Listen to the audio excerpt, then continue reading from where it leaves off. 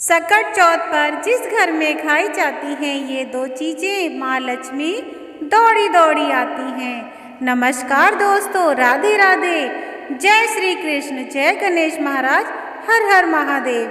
सकट चौथ पर जरूर खाएं ये चीज, धन दौलत में होगी वृद्धि। दोस्तों, सकट चौथ का व्रत हिंदू धर्म में बड़ा ही विशेष महत्व रखता है।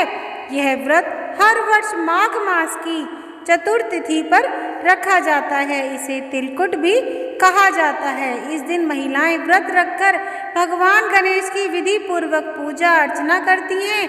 सकट चौथ के दिन माताएं अपनी संतान की लंबी आयु, सुखी जीवन के लिए निर्जला व्रत रखती हैं और विधि विधान भगवान गणेश की पूजा करती हैं। साथ ही सकट चौथ की कथा भी सुनती हैं। इसके बाद रात में चांद को अर्घ्य देकर व्रत का पारण करती हैं। इसके अलावा सकट चौथ को संकटहारा या सकट चौथ के नाम से भी जाना जाता है। यह दिन भगवान गणेश की आराधना, उनकी कृपा प्राप्त करने का दिन होता है। इस दिन व्रत करने वाले व्यक्ति को जीवन में सभी दुखों, कष्टों और संकटों से मुक्ति मिलती है। उनकी सभी इच्छाएं पूरी होती हैं। साथ ही यह व्रत भक्तों के जीवन में सकारात्मक ऊर्जा और समृद्धि लाने वाला माना जाता है। आपको बता दूं कि एक साल में सकट चौथ 12 से 13 व्रत होते हैं जो हर महीने की कृष्ण पक्ष की चतुर्थी तिथि को आते हैं। हर चतुर्थी का अपने विशेष महत्व है। इस दिन भगवान गणेश के अलग अलग स्वरूपों की पूजा की जाती है।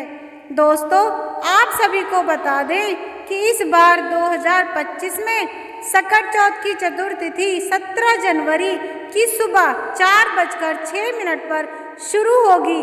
तिथि का समापन 18 जनवरी को सुबह 8:30 पर होगा। ऐसे में उदय तिथि के अनुसार सकट चौथ का व्रत इस बार 17 जनवरी 2025 को रखा जाएगा। सकट चौथ की पूजा के शुभ मुहूर्त के बारे में बात करें। सकट चौथ के पूजन के लिए पहला मुहूर्त सुबह 5:27 से लेकर 6:21 तक रहेगा। दूसरा शुभ मुहूर्त 8:34 से लेकर 9:53 तक रहेगा। साथ ही चंद्रमा को अर्घ्य देने का समय रात को 9:09 पर रहेगा। इसके अलावा दोस्तों, कई लोग सकट चौथ पर भगवान गणेश को प्रसन्न करने के लिए तरह तरह के उपाय करते हैं। वहीं शास्त्रों में कुछ ऐसी चीज़ों का वर्णन है जिन चीज़ों का भोग आप सकट चौथ पर भगवान गणेश को लगाते हैं। भोग लगाने के बाद उन चीज़ों का सेवन करते हैं, आपको भगवान गणेश के साथ साथ अन्य देवी देवताओं की भी कृपा प्राप्त होती है। आपके रुके हुए कार्य बनते हैं, जो अड़चने आ रही होती हैं वो हट जाती हैं। आपको हर एक कार्य में सफलता मिलती है। साथ ही आपके घर में सकारात्मक ऊर्जा का वास होता है, जिससे घर में सुख समृद्धि बनी रहती है। इसके अलावा दोस्तों, शास्त्रों में कुछ ऐसी चीज़ों का वर्णन है जिन चीज़ों का सेवन सकट चौथ पर बिल्कुल नहीं करना चाहिए, नहीं तो जीवन में शुभ परिणाम की जगह अशुभ परिणाम देखने को मिलते हैं।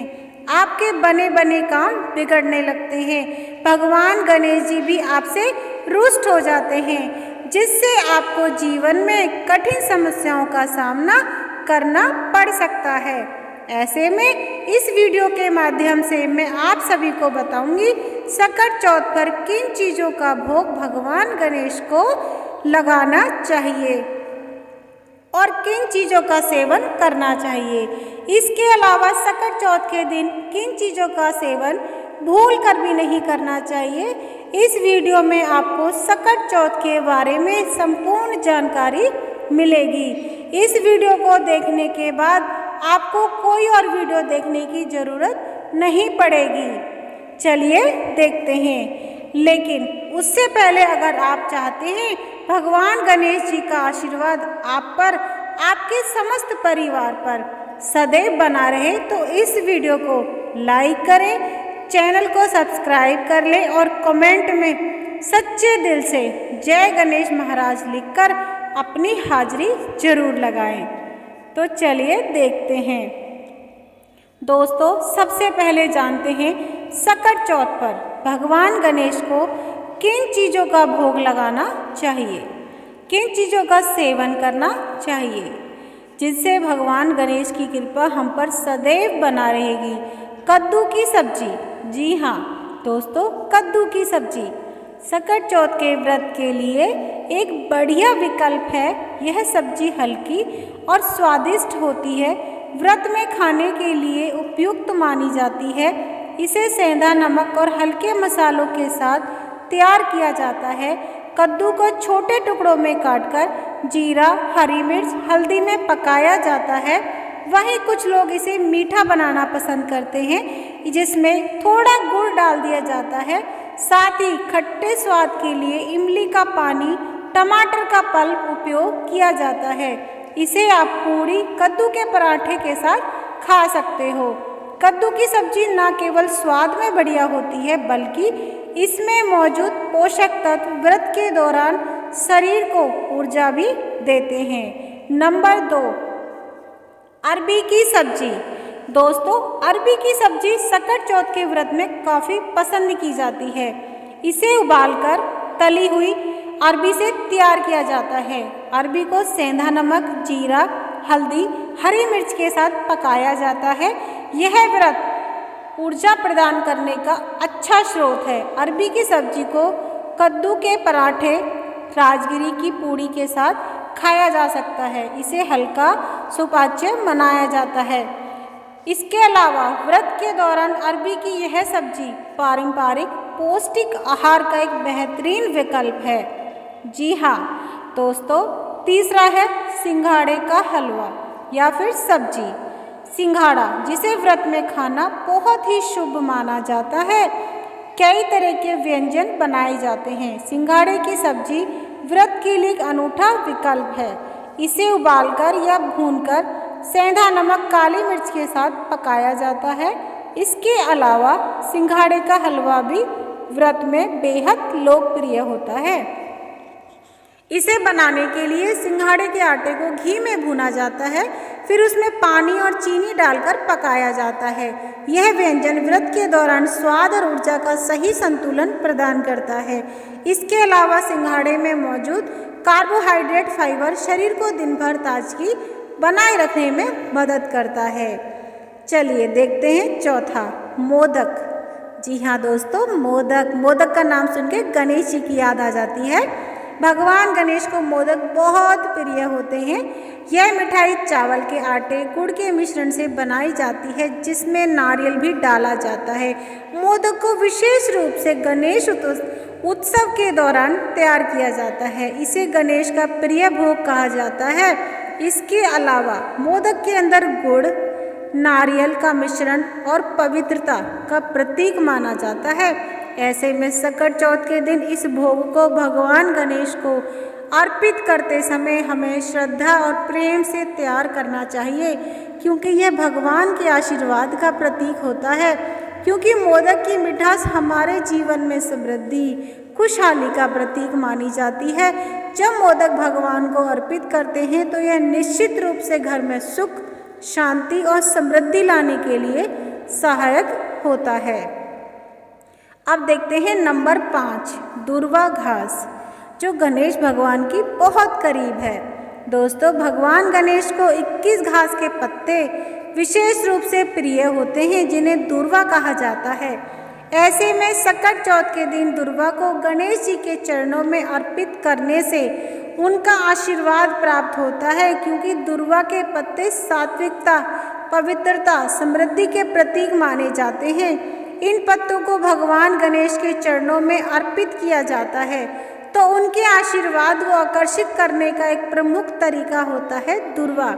दुर्वा को विशेष रूप से गणेश जी के पूजा के दौरान अर्पित किया जाता है। यह एक धार्मिक परंपरा है कि दुर्वा के पत्ते मानसिक शांति, सफलता का और मार्गदर्शन करते हैं। इसलिए गणेश जी की पूजा में अनिवार्य रूप से शामिल किया जाता है। लेकिन इस बात का विशेष रूप से ध्यान करें कि दुर्वा ताजी, शुद्ध होनी चाहिए, जिससे भक्ति में कोई कमी ना आए।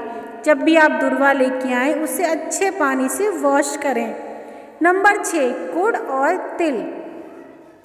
जी हाँ दोस्तों, गुड़ और तिल का मिश्रण गणेश जी को प्रिय है, खासकर सकट चौथ के दिन भगवान गणेश जी को गुड़ तिल का भोग लगाना चाहिए, क्योंकि इन दोनों का मिला जुला रूप एक मधुर भोग होता है जो सकट चौथ के दिन भगवान गणेश को अर्पित किया जाता है। यह भोग न केवल स्वादिष्ट होता है बल्कि इसका धार्मिक महत्व है। इसके अलावा गुड़ और तिल का सेवन करने से जीवन में खुशहाली समृद्धि आती है। ऐसे में आपको सकट चौथ के दिन भगवान गणेश को गुड़ तिल का भोग लगाना चाहिए। ऐसा करने से आपको भगवान गणेश की विशेष कृपा प्राप्त होगी और आपके घर में धन धान्य की कोई कमी नहीं होगी, जिससे आपको जीवन में शुभ परिणाम की प्राप्ति होगी और आपके घर में सकारात्मक ऊर्जा का वास होगा, जिससे घर में सुख समृद्धि बनी रहेगी। दोस्तों देखते हैं 7वां, लड्डू। लड्डू आते ही आता है मुंह में पानी। दोस्तों लड्डू भगवान गणेश को अति प्रिय है, खासकर बेसन के लड्डू भगवान गणेश को अति प्रिय है। इसके अलावा यह एक पारंपरिक भारतीय मिठाई है जो विशेष रूप से पूजा के दौरान तैयार की जाती है। ऐसे में सकट चौथ के दिन लड्डू को भगवान गणेश के चरणों में अर्पित करने से घर में सुख समृद्धि शांति का वास होता है। साथ ही जीवन में आपके नए नए काम बनने लगते हैं। यह मिठाई समाज में खुशी उल्लास का प्रतीक मानी जाती है। भगवान गणेश की पूजा में लड्डू को अर्पण विशेष रूप से किया जाता है। अगर आप लड्डू घर में बनाएं तो बहुत बढ़िया है। अगर आपने घर में बेसन के लड्डू बनाते हैं तो उसमें देसी घी का यूज़ ज़रूर करें और फिर गणेश भगवान को उसका भोग लगाएं। ऐसे में आपको श्रद्धापूर्वक विधि विधान से गणेश सकट चौथ पर गणेश को लड्डू अर्पित करने चाहिए। ऐसा करने से आपके जीवन में शुभ परिणाम देखने को मिलेंगे। नंबर 8 आता है नारियल। जी हाँ दोस्तों, भगवान गणेश को नारियल विशेष रूप से प्रिय होता है। नारियल का खोल भगवान गणेश की पूजा में प्रमुख रूप से इस्तेमाल होता है। यह एक महत्वपूर्ण धार्मिक प्रतीक है। इसके अलावा नारियल का शास्त्रों में बड़ा महत्व है। इससे शुद्धता प्रसन्नता का प्रतीक माना जाता है। ऐसे में सकट चौथ के दिन नारियल को भगवान के चरणों में अर्पित करने से घर में सुख शांति बनी रहती है, जिससे घर में सुख शांति तो आती ही है। जो हमारे बच्चे गलत रास्ते पे चलते हैं उनका भी दिमाग बिल्कुल सही हो जाता है, ताकि भगवान गणेश जी का आशीर्वाद प्राप्त किया जा सके। लेकिन आपको सकट चौथ के दिन भगवान गणेश जी को नारियल अर्पित करते समय शुद्धता का विशेष रूप से ध्यान रखना चाहिए। जब आप नारियल अर्पित करें तो गणेश भगवान को मन ही मन याद करें। गणेश भगवान आपकी हर इच्छा पूरी अवश्य करेंगे। दोस्तों अब बात आती है कि हमें कौन सी चीज़ें नहीं खानी चाहिए गणेश चतुर्थी के दिन। आपको गणेश चतुर्थी के दिन एक तो बैंगन नहीं खाना चाहिए। जो व्यक्ति गणेश चतुर्थी के दिन बैंगन का सेवन करता है, बैंगन खरीद के लेके आता है या फिर बैंगन को काट देता है, आपको बता दूं ये महापाप होता है गणेश चतुर्थी के दिन। आप कभी भी बैंगन को घर में लेके ना आए। अगर लेके आ गए तो कभी भी उसकी सब्जी ना बनाएं। अगर आप सब्जी बना लेते हैं तो आपके घर में बीमारियां हमेशा चलती रहेंगी। कभी कोई स्वस्थ नहीं रहेगा, कभी किसी को ये परेशानियां चलती रहेंगी। तो विशेष रूप से ध्यान करना है, बैंगन आपको घर में नहीं लेके आना। फूल गोभी, उस दिन आपको फूल गोभी का सेवन नहीं करना, उसमें कीड़ा निकलता है। बाई चांस कोई कीड़ा मर जाए उसका पाप आपको बहुत बड़ा लगता है। मटर, आपको उस दिन मटर पूरे ध्यानपूर्वक छीलनी है ताकि उसमें कोई कीड़ा हो उसे चोट ना लगे। जिस दिन सकट चौथ होती है दोस्तों, आपको हर चीज़ का ध्यान रखना चाहिए। कोई चींटी आपके पैर से ना मर जाए, कोई कीड़ा आपके पैर से ना मर जाए, कोई हाथ से कोई कीड़ा ना मर जाए। उस दिन आपको बहुत संभल के काम करना चाहिए। गणेश चतुर्थी के दिन आपको गणेश भगवान को खीर का भोग लगाएं तो अति उत्तम है। उस दिन आप घर में खीर बनाएं, उनका भोग लगाएं और कोई भी सात्विक सब्जी बनाएं जिसमें कीड़ा निकलने का डर ना हो।